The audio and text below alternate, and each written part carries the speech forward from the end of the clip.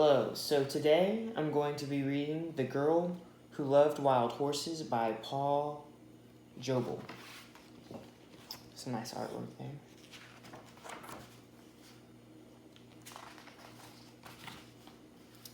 This book was dedicated to Bonnie, who loves horses, and to Janet. The people were always moving from place to place following the herds of buffalo. They had many horses to carry the tips and all their belongings. They trained their fastest horses to hunt the buffalo. There was a girl in the village who loved horses. She would often get up at daybreak when the birds were singing about the rising sun. She led the horses to drink at the river. She spoke softly, and they followed. People noticed that she understood horses in a special way. She knew which grass they liked best and where they find them shelter from the winter blizzards. If a horse was hurt, she would be looked after. Every day, when she helped her mother carry water and collect firewood, she would run off to be with the horses. She stayed with them in the meadows, but was careful never to go beyond the sight of home. One hot day when the sun was overhead, she felt sleepy. She spread her blanket and lay down. It was nice to hear the horses eating and moving among the flowers. Soon she fell asleep. A faint rumble of distant thunder did not waken her. Angry clouds began to roll out across the sky with lightning flashes in the darkness beneath, but the fresh breeze and scent of rain made her sleep soundly. Suddenly, there was a flash of lightning, a crash and rumbling which shook the earth. The girl leapt to her feet in fright. Everything was awake. Horses were rearing up on their hind legs and snorting in terror. She grabbed a horse's mane and jumped on its back. In an instant, the herd was galloping away like the wind. She called the horses to stop, but the voice was lost in the thunder. Nothing could stop them. She hugged her horse's neck with her fingers twisted into his mane. She clung on, afraid of falling under the drumming hooves. The horses galloped faster and faster, pursued by the thunder and lightning. They swept like a brown flood across the hills and through valleys. Fear drove them on and on, leaving their familiar grazing grounds far behind. At last the storm disappeared over the horizon. The tired horses slowed and then stopped and rested. Stars came out and the moon shone over the hills, and the girl had never seen before.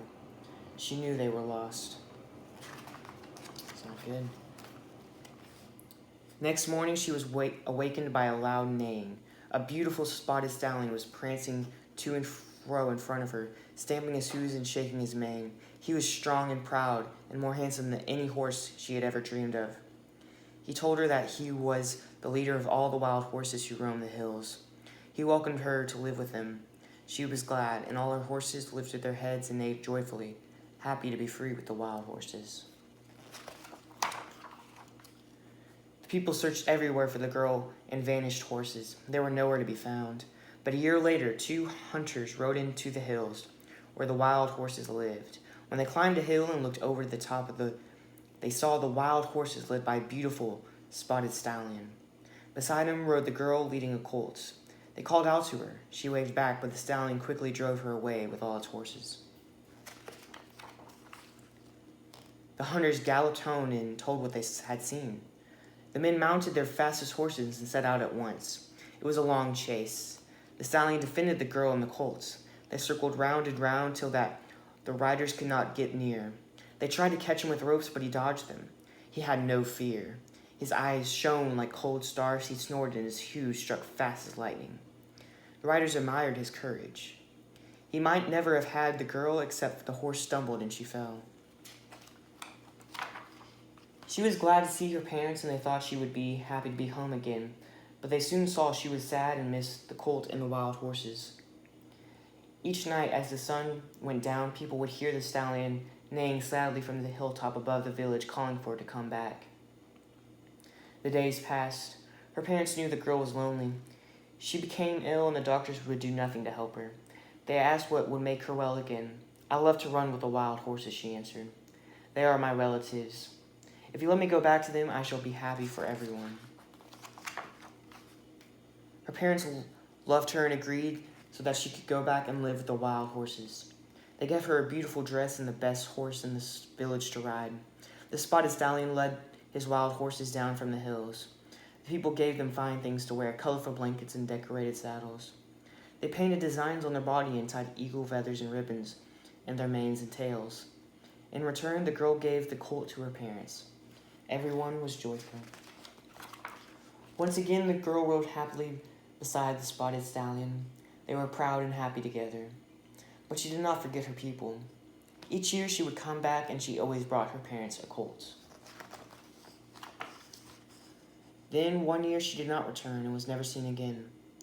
But when the hunters saw the wild horses there, galloped beside the mighty stallion, a beautiful mare with a mane and a tail floating like wispy clouds about her. They said the girl had surely become one of the wild horses at last. Today we're still glad to remember that we have relatives among the horse people, and it gives us joy to see the wild horses running free. Our thoughts fly with them.